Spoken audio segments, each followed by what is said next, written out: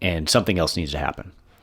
And so there are a couple of meetings, hugely attended by the community, and the city council creates a temporary solution by creating a space on Alabama Street for a temporary unhosted encampment. Right. They've recognized it can't be at City Hall. It's interfering with city government business. So we have this other plot of city property that we will temporarily, was it 90 days? Right. Yeah. 90 days. At the end of 2019, they decided to open up this already owned government piece of land that was undeveloped. Right. Down in an industrial area. Out of the way. January 1st to May 30th. Were the terms of it, if I remember correctly. March. I'm sorry, March. Yeah. 90 days. 90 days. So Jan 1, March 31st. 90 days 2020 for us to solve this problem. Like, we hear you. We hear the community, the unhoused community crying out. We're tired of the cops chasing us around town. Tell us where we can go. Interpreting the Boise ruling about having to have a spot for people. Give us a space. And the rest of the community, the others in the community, and of course there are housed individuals who are saying, help these individuals. But then there are very vocal people saying, enough. You've got this mess. It's a disaster. Fix it. I don't want to drive by this. We were starting to see issues of motorists harassing, because it was right on the street. Motorists harassing these individuals. It was a big problem. And so they establish this unhosted encampment, and everybody, there's a big migration down because it wasn't nearby, and this camp pops up overnight in a mucky field. Well, it quickly became a mucky field. And then what happened? Yeah, the camp. Imagine just a grassy area, backside of a shop, and that's all it was. And there was. You said unhosted. It was no rules. Unregulated. Yeah. It was unregulated. Here you go.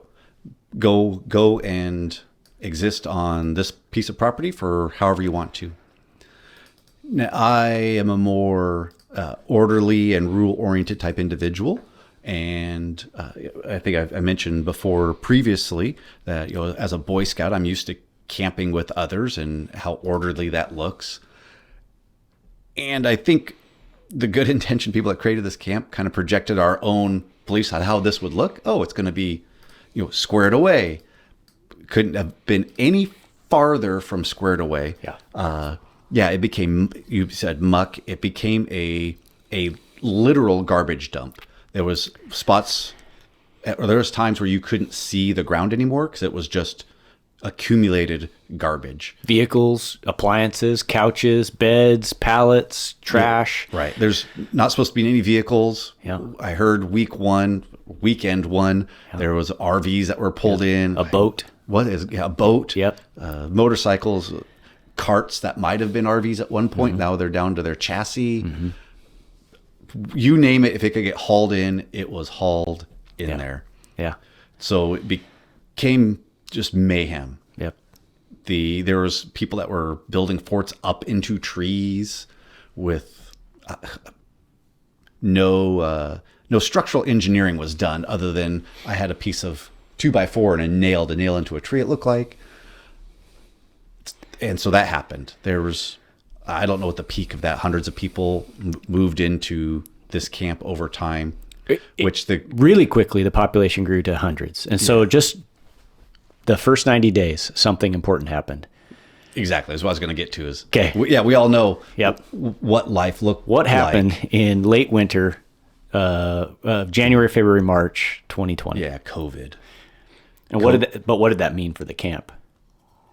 So COVID went for the world. It shut everything down. Yep. Progress and just about everything shut down. Yep. So kicking people out of this camp on March 31st, the 2 weeks of the shutdown, we shut down on March 15th. Yep. So now we are at the end of that, coming back out of being shut down for two weeks, which was extended. Right. Nothing happened. And so government's not meeting. So there's no progress being made towards a permanent resolution. There's an eviction moratorium in the state at some point. Right. The worst case scenario for this temporary situation, timing wise, landed in our laps. And so the city has this thing that they created that, based on the timing, there was nothing else that could be done. The camp is in place. We're not even meeting to discuss what we could do. And by we, I mean the city.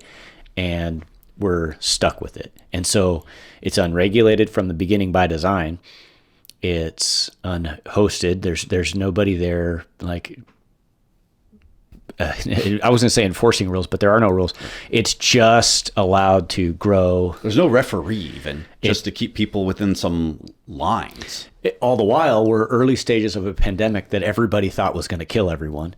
And so you're dealing with that. So you have like this huge public health emergency. You have an eviction moratorium, and we have this camp that over the next 6 months just blows up. The camp starts to, devolve worse and worse as completely unsanitary, and it needs to be now cleaned up. And it was kind of a slow transition. We're going into uncharted waters here. We don't know what we're doing. This is the first time our city's ever had a unhosted camp, and we're trying to navigate the laws, practicalities, the physical barriers, all the barriers. And became apparent it needed to be cleaned up a little bit and a little bit better organized. So cleanup operation happened.